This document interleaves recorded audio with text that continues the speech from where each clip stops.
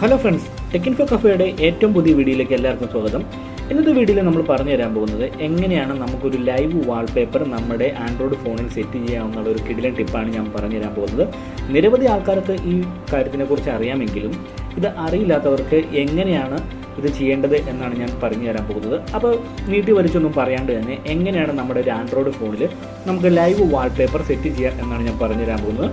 അതിനായി നിങ്ങൾ എന്താ ചെയ്യേണ്ടതെന്ന് പറഞ്ഞാൽ നിങ്ങളുടെ ഫോണിൽ നിന്നും നിങ്ങൾ സെറ്റിംഗ്സ് ഓപ്ഷൻ തിരഞ്ഞെടുക്കുക.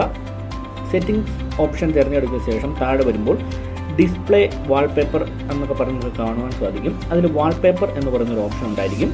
അപ്പോൾ വാൾപേപ്പർ എന്ന് പറയുന്ന ഓപ്ഷൻ സെലക്ട് ചെയ്തതിന് ശേഷം നമ്മൾ താഴത്തോട്ട് സ്ക്രോൾ ചെയ്യുമ്പോൾ കാണുവാൻ സാധിക്കും ലൈവ് വാൾപേപ്പർ. അതുപോലെ കുറേ ഓപ്ഷൻസ് നമുക്ക് കാണുവാൻ സാധിക്കുന്നതാണ്.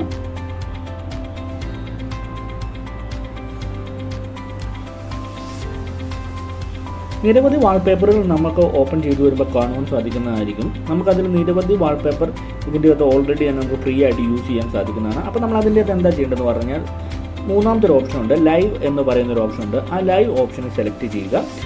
അത് ക്ലിക്ക് ചെയ്ത് കഴിയുമ്പോൾ തന്നെ നമുക്ക് നിരവധി ലൈവ് വാൾപേപ്പേഴ്സ് നമുക്ക് കാണുവാൻ സാധിക്കുന്നതായിരിക്കും. ഇപ്പം ഞാൻ അതിൽ ഒരെണ്ണം എങ്ങനെയാണ് നമ്മുടെ വാൾപേപ്പറായിട്ട് സെറ്റ് ചെയ്യുക എന്ന് ഞാൻ കാണിച്ചു തരാം. അപ്പോൾ ഞാൻ ജസ്റ്റ് ഒരു ലൈവ് വാൾപേപ്പർ കാണിച്ചു തരാം.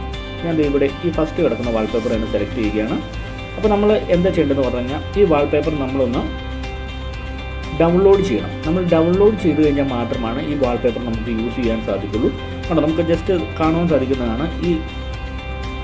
ഞാൻ രണ്ടാമത് ഒരു ക്യാറ്റിൻ്റെ വാൾപേപ്പർ എടുത്തു. അപ്പോൾ ഞാനത് ജസ്റ്റ് ഒന്ന് ഡൗൺലോഡ് കൊടുത്തു.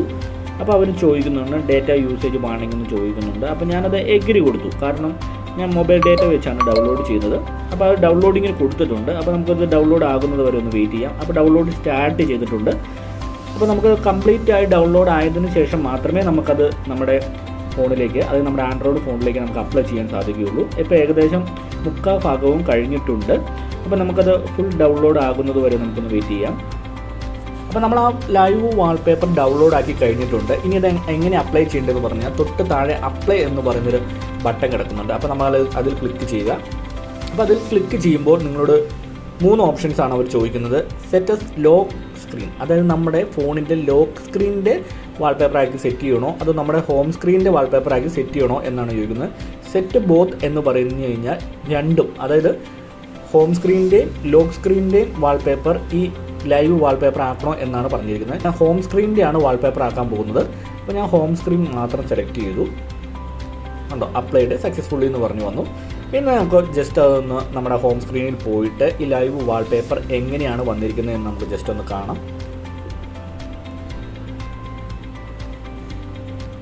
കണ്ടോ, എൻ്റെ ഹോം സ്ക്രീനാണ്, ഫോണിൻ്റെ ഹോം സ്ക്രീനാണിത്. അപ്പോൾ അതിൻ്റെ അത് നമുക്ക് കാണുവാൻ സാധിക്കും. നമ്മളിപ്പോൾ അപ്ലൈ ചെയ്ത ലൈവ് വാൾപേപ്പർ ഇങ്ങനെയാണ് നമ്മുടെ ഫോണിൽ വരുന്നത്. അപ്പോൾ വളരെ എളുപ്പത്തിൽ നിങ്ങളുടെ ആൻഡ്രോയിഡ് ഫോണിൻ്റെ വാൾപേപ്പർ നിങ്ങൾക്ക് ലൈവ് വാൾപേപ്പർ ആക്കുവാൻ സാധിക്കുന്നതായിരിക്കും. അപ്പോൾ ഈ വീഡിയോ ഇഷ്ടപ്പെട്ടെങ്കിൽ നമ്മുടെ യൂട്യൂബ് ചാനൽ മറക്കാതെ തന്നെ ഒന്ന് സബ്സ്ക്രൈബ് ചെയ്യുക. കൂടാതെ തൊട്ടടുത്ത് കിടക്കുന്ന ബെൽ ബട്ടണുകളും ക്ലിക്ക് ചെയ്യുവാണെങ്കിൽ ഞാനെടുക്കുന്ന ഇതുപോലത്തെ വെറൈറ്റി വീഡിയോസ് നിങ്ങൾക്ക് നോട്ടിഫിക്കേഷനായി ലഭിക്കുന്നതായിരിക്കും.